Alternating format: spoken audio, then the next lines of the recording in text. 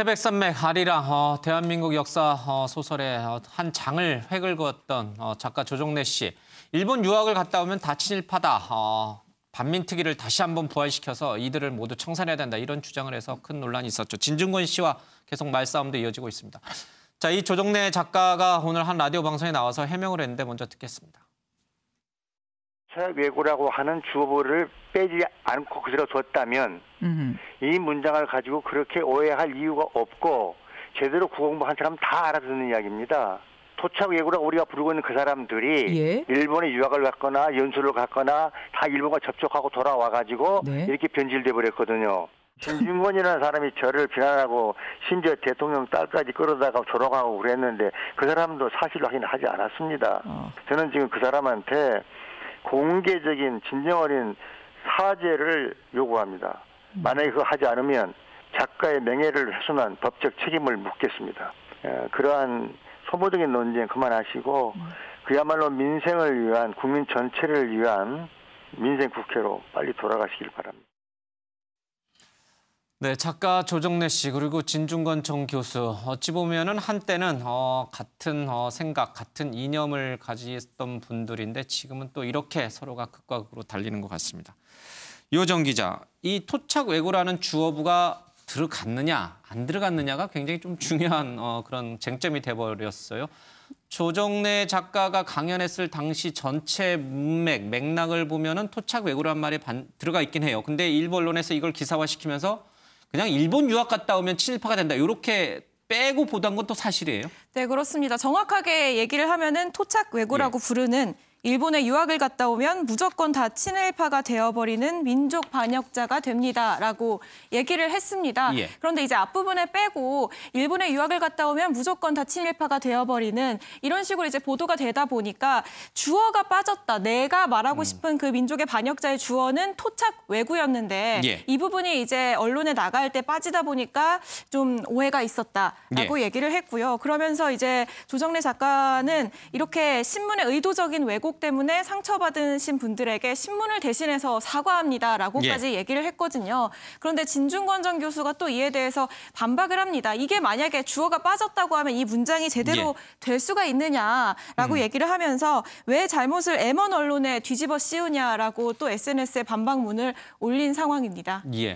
진중권 전 교수는 토착 왜고라는 말 자체를 빼더라도 일본에 갔다 오면 토착 왜고가 되는 건데 왜 동어 반복을 계속하느냐라고 하면서 작가 조정래 씨가 잘못 얘기한 것이다. 일본 유학을 갔다 오면 모두 다 친일파가 된다라고 할 때 그 모두 다라는 표현을 쓴 것이 작가 조정래 씨의 실수다. 이렇게 이제 주장을 하면서 사과를 거부하고 있는 것 같습니다.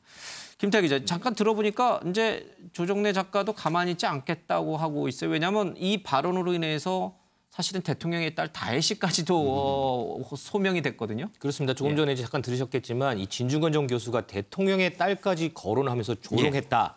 공개 사과하지 않으면 명예훼손 책임을 물을 것이다. 그러면서 법적 대응을 시사하기도 했죠. 그러면서 그 진중권 전 교수가 전화 한 통 없이 아주 경박하게 두 가지 무례와 불경을 저지르고 있다. 작가를 향해서 광기라고 하는데 인간적으로나 사회적 지위로나 도저히 있을 수 없는 일이다. 이러면서 불쾌감을 드러내기도 했습니다. 윤경희님, 저는 이 논란이 참 소모적이고 왜 이런 논란이 있나 싶어요. 당연히 진중권 씨도 아리랑이라든지 태백산맥을 읽어봤을 거예요. 작가 조정래 씨가 얘기하는 친일파, 토착 왜고라는 말이 어떤 의미인지 알 거예요. 구한말, 일제 식민지 때 일제에 기승해서 부와 권력을 챙겼던 사람들, 그 사람들 중에 자제분들은 또 상당히 일본에 유학 갔다 왔고 그래서 또 친일파로 연결이 됐고 이 한국 근현대사의 그런 맥락들을 진중권 씨가 모를 리가 없는데 왜 이렇게 조정래 씨 작가를 공격을 했을까? 이번 사태를 보면서 언론의 역할이 참 중요하다. 저는 그걸 다시 한번 깨달았고요. 제가 뭐 속해 있지만 정말 언론이 어찌 보면 진영 논리에서 양측을 싸움을 시킬 수도 있고 아니면 아무것도 아닌 문제로 넘어갈 수도 있는. 그러니까 이 진중권 교수가 문제 제기를 하기 전에 그래서 이제 몇몇 매체들이 앞뒤 다 자르고 일본에 갔다 오면 다 친일파 뭐 이 얘기가 나온 이후에 제가 저 기자 간담회 다녀온 기자에게 한번 물어봤어요. 현장에서 과연 그런 느낌이 들었느냐. 그러니까 문학 담당 기자들 중에는 현장에서 저 문제 의식을 별로 느끼지 않았다는 거예요. 그러니까 이영훈 교수에 대한 언급을 하는 과정에서 예. 토착 외구, 일본 유학 갔다 온 사람, 또 이렇게 변질된 이렇게 얘기를 했다는 거죠. 예. 그러니까 맥락, 앞뒤 얘기를 감안하고 들어보면 정말 별 문제가 되지 않고 그리고 저 자리가 조정래 작가가 문단에 등단한 지 50주년을 맞아서 그동안에 내가 작품을 이렇게 써왔고 앞으로는 또 이런 작품을 더 쓰고 싶다라는 얘기를 한 거였거든요. 근데 그 얘기는 지금 온데간데 없이 쏙 빠져버리고 진중권이라는 이 호사가가 문제 제기를 하면서 오히려 다른 방향으로 가버렸단 말이죠. 그러니까 전 그래서 결국 언론이 이 앞뒤 맥락을 모두 다 상세하게 전하지 않고 딱 자극적인 그 부분만을 지금 불거 더 키우다 보니까 이렇게 논란을 더 키웠는데요. 이거 역시도 딱 진영 논리로 나눠가지고 그거 봐라 진중권 얘기가 맞다. 또 한쪽에서는 왜 이런 본질과 다른 얘기로 공격을 하느냐. 역시 이렇게 또 둘로 나눠져 있어요. 그래서 결국 언론이 이 진영 논리로 나눠져 있는 대한민국을 싸움을 시킬 수도 있고 화합을 시킬 수도 있다. 그런 점에서 좀 어찌 보면 좀 부끄럽기도 합니다. 조정래 작가와 진중권 씨와의 이 말싸움, 여기에 문 대통령의 딸이 등장을 하면서 지금 민주당과 진중권 씨의 싸움 또 이렇게 또 확장이 되고 있거든요. 여기에 시무 7조 글을 썼던 이 조은산 씨라고 하는 이분은 스스로를 평범한 회사원이라고 밝혔는데 이 조은산이라는 사람도 또 가세를 하기 시작했어요. 그렇습니다. 이 민주당 그 박진영 부대변인이 이 삼국지 등장인물 예형을 인용한 이런 그 논평을 독서를 냈잖아요. 하다가 죽은 처형당한 사람. 그랬더니 이제 조은산이 박진영 부대변인의 문체는 시원하니 보기 좋지만 감춰야 할 것을 드러냈다. 그것은 거대 여당의 오만과 독선이 풍기는 날선 감정의 비린내이고 역겨움이다. 이런 비판의 글을 올렸어요. 그러면서 이 진중권 전 교수를 예형에 비유를 했는데 거대 여당에 맞서서 외로이 고군분투하는 모습에 관우나 장비가 어떠한가. 반대로 이 박진영 부대변인은 당대 모사꾼인 진궁, 양수, 순욱 중 하나라면서 이 진정 교수와 박 부대변인을 또 삼국지 등장인물과 또 빗대기도 했습니다. 저는 삼국지를 잘 안 읽어서 예형이 누군지 관우 장비는 압니다. 근데 예형이 누군지 진궁, 양수, 순육이 누군지 잘 모르겠는데 어제 저희 방송에 나왔던 윤영걸 전 매경닷컴 대표 말에 의하면 예형은 또 충신의 한 본보기로 보여질 수도 있다 이런 얘기를 좀 하고 있어요. 어쨌든 간에요. 자, 이 진중권 씨는 현 여권에 현 문재인 정부에 쓴소리를 내뱉고 있지만 진정한 오히려 어쩌면은 충신일 수 있다. 과거로 치자면 그렇게 봐야지 자꾸 이렇게 부정적으로 보고 이렇게 내치려고 하느냐 이제 이런 걸 좀 비꼰 것 같아요. 근데 진중권 씨가 페이스북에 글을 올리면요 모든 언론에서 받아줘요. 국민의힘에서 논평 나가면요 받아주는 데도 없어요. 이게 참 희한하게 지금 돌아가는데. 그러면 국민의힘에서 진중권 씨를 대변인으로 갖다 쓰면 되잖아요. 아니 근데 지금 사실 진중권 씨가 이제 귀하다는 이제 표현을 쓸 수 있는 자리에 온 건지 모르지만 일단 자기 진영을 깨고 나왔는데 그렇다고 보수는 또 아니에요. 또 싫어해요 국민의힘. 그리고 거기서 제3진지에서 지금 친문 진영에다가 지금 대전차포를 쏘고 있거든요.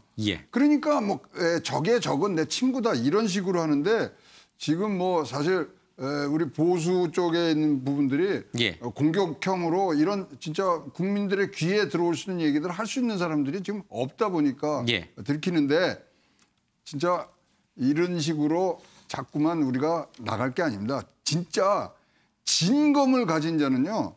좀처럼 칼을 뽑지 않습니다. 그래서 그런 차원에서 이것들을 잘 이해하고 저희 또 나이도 지금 조정래 씨와 진중권 씨 지금 한 20살 이상 지금 차이가 나는데 진지한 두 분이 만나서 진짜로 말로 3분이면 풀 얘기들을 이런 식으로 국민들의 심려를 끼치는 그런 쪽으로 간다는 거 진짜 재미없습니다 저는. 자, 이 박진현 더불어민주당 상근부 대변인이 진중권 씨를 가리켜서 결국은 이 독설로 인해 처형을 당했던 삼국지 시대 때 인물 예형의 길을 가고자 한다면 기꺼이 가라. 이제 그런 얘기를 했더니 여러 가지 또 후폭풍이 있었어요. 어떻게 공당에서 그런 식의 논평이 나올 수 있느냐라는 얘기가 있었는데 박진영 부대변인이 또 다른 재반박 글을 썼죠. 그렇습니다. SNS를 통해서 자신의 막말은 SNS라고 괜찮고 이 정치권의 비판은 안 되는 것이냐. 당신의 이 비패식 비판은 어떤 사회적 성과로도 만들어내지 못한다. 공당은 예형 따위를 협박할 만큼 한가하지 않다. 자기 수준을 모르는 과대망상하지 마시라. 또 비판을 글을 올렸습니다. 자, 네가 SNS에 글을 올리는 걸 모든 언론이 받아주니까 너 세상인 것 같냐? 그랬더니 아니요, 너희 세상인 것 같아요라고 이제 진중권 씨 됐습니다. 윤경호 위원님, 지금 이 공당에서 일개 논객 또는 일부 개인의 현 정권, 여권을 향한 날카로운 날선 비판에 대해서 그냥 참고 이렇게 받아들이는 게 옳은 건가요? 아니면 정말 너무 기분이 나쁘면 뭐 부대변이 됐든 대변이 됐든 누군가는 강하게 반박해도 되는 건가요? 저 박진영 부대변인이 당의 입장 차원에서 저런 논평을 내놨다. 그렇다면 저는 전혀 어울리지 않아 보이고요. 부적절하다. 적절하지 않다고 봅니다. 뭐 진중권 교수가 항상 입에 달고 사는 개인의 표현의 자유 얼마든지 즐기는 거 그건 뭐 별개 문제예요. 다만 이걸 기존 언론이 얼마나 인용을 하고 갖다 쓰느냐 이제 이건데 뭐 전 정당이 개인이 낸 저런 의견, 논평, 특히 SNS에 올린 글을 가지고 저렇게 반응을 보이는 거는 적절하지는 않다. 다만 박진영 부대변인이 그냥 개인적으로 뭐 얘기하는 거 그거야 뭐 상관없겠죠. 그러나 당의 부대변인이라는 게 갖는 무게라는 게 바로 저런 겁니다. 개인으로 한 얘기가 결국 당의 얘기가 되거든요. 그러니까 결론으로 얘기하면 당 차원에서 저거 대응하는 건 전혀 적절하지 않아 보입니다. 자, 누구는 쓴소리하는 거 좋아할 사람이 누가 있겠습니까? 그러나 이제 공당에 계신 분들, 위정자들은 쓴소리도 좀 잘 들을 줄 아는 그런 해량을 갖춰야 될 것 같습니다.